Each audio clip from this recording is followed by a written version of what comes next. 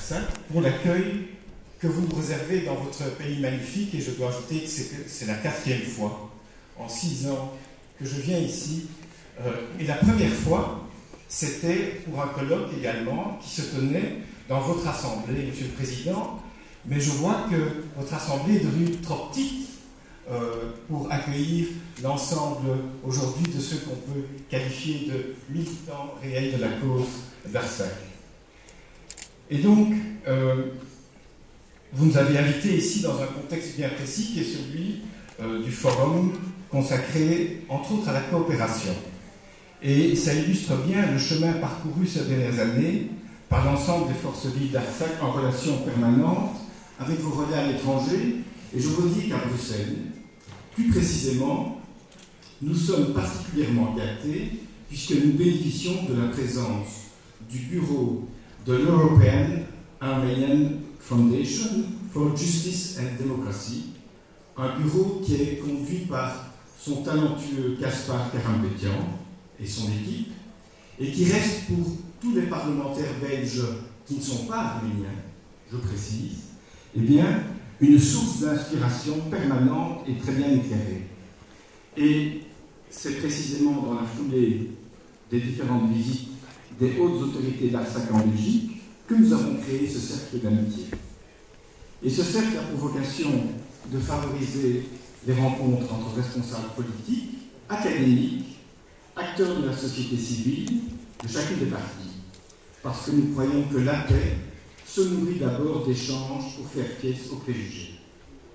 Et cela nous a conduit à multiplier à Bruxelles et en Belgique une série d'initiatives dont je ferai un très bref résumé,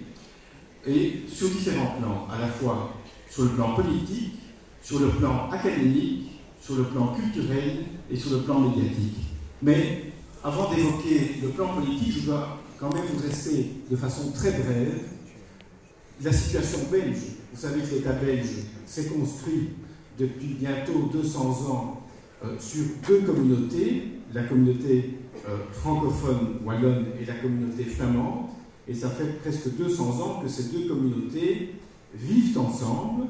mais avec des ambitions et des idées différentes. Ce qui veut dire que les principes de droit du sol, les principes d'autodétermination du peuple, les principes de protection des minorités, les principes des droits de l'homme, eh bien, sont des principes qui sont fréquemment débattus, qui font l'objet de discussions fortes au sein de nos différentes assemblées parlementaires. Vous savez que nous avons plusieurs assemblées parlementaires en fonction des régions et du niveau national. Et donc ça, c'est un premier élément qui fait que le principe même d'autodétermination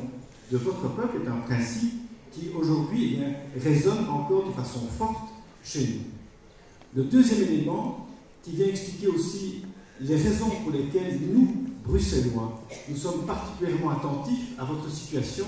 c'est que la question du vivre ensemble à Bruxelles, eh bien, est une question qui est fortement discutée parce que Bruxelles, aujourd'hui, est habitée par des citoyens issus de 170 pays différents, dont des communautés importantes qui occupent des fonctions au niveau local, au niveau régional et au niveau fédéral. Et donc des citoyens belges d'origine étrangère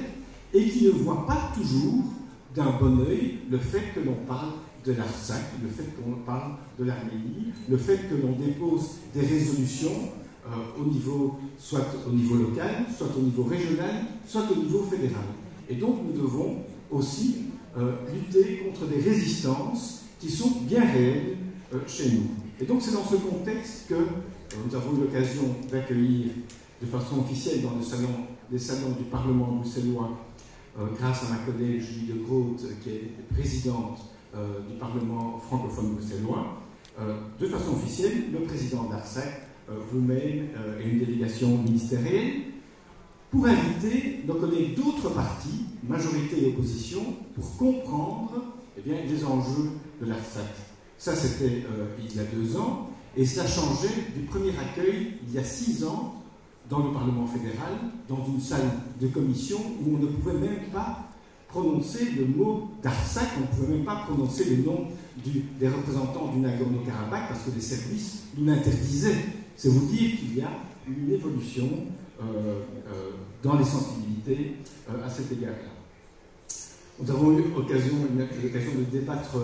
du principe d'autodétermination des peuples avec des universitaires, à la Fondation universitaire, en présence précisément du président de la République, qui a donné son point de vue, et des professeurs d'université ont pu réagir sur les nuances aussi à apporter à ce principe d'autodétermination. Sur le plan culturel, personne chez nous à Bruxelles n'oublie, mais l'exposé extraordinaire du représentant de TUMO, Corium Khatchatourian, qui est venu expliquer à Bruxelles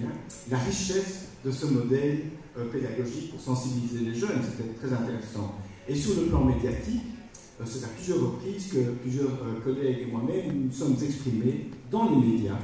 à travers des cartes blanches adressées parfois à l'ambassadeur d'Azerbaïdjan pour dire précisément que nous n'étions pas d'accord avec sa façon de voir. Évidemment, il y a eu des réactions, mais tout ça fait vivre le débat. Et donc, nous sommes persuadés que si personne ne peut ni ne doit renier ses racines,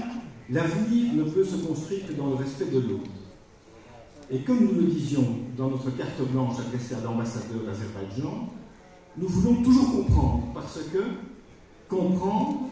ça permet d'agir sur les difficultés de communication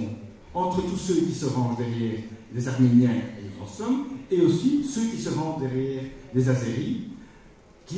parce que nous sommes convaincus que la communication, c'est la seule voie pour essayer de débloquer d'une façon ou d'une autre